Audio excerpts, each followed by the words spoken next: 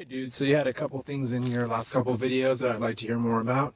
Number one, I thought your circular cuts were super awesome. I'd love to see how you're doing that. I'm assuming with a jigsaw and a sander, but if you're using another method, I don't know if you're using a protractor to make those circular shapes or if you're hand drawing those.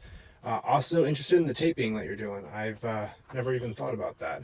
So I don't know if it's 100% to keep the edges from fraying, which I didn't know that would prevent that, or if there's also another method to that, just in terms of marking and stuff like that.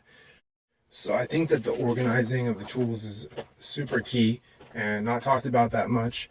I know for me personally, it's been really hard to organize because I haven't really had a good spot to do it. You know, had a lot of space, but didn't have a garage, didn't have anything like that. Here, as you can see, I'm still outside dealing with wind, rain, whatever. I got to tarp everything and put everything away every single day. But I make do.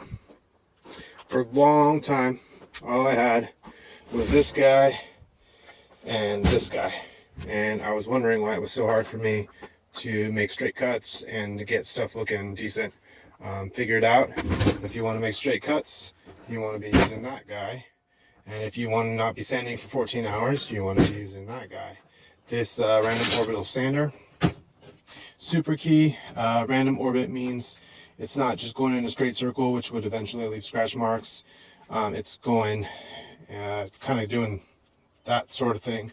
So that's not hitting the same spot so much that it's going to leave scratches that you can see. Obviously measuring and the squares. I didn't have square for a while. Super key to making right angles.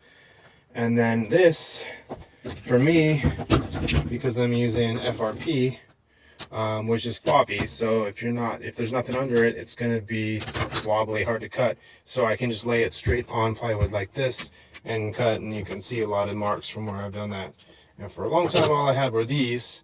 Realized that these clips work pretty much just as well for most things, and they're way quicker to put on and take off. Of course, you want your eye protection, hearing protection, and then there's a million things that you need that are in the miscellaneous pile.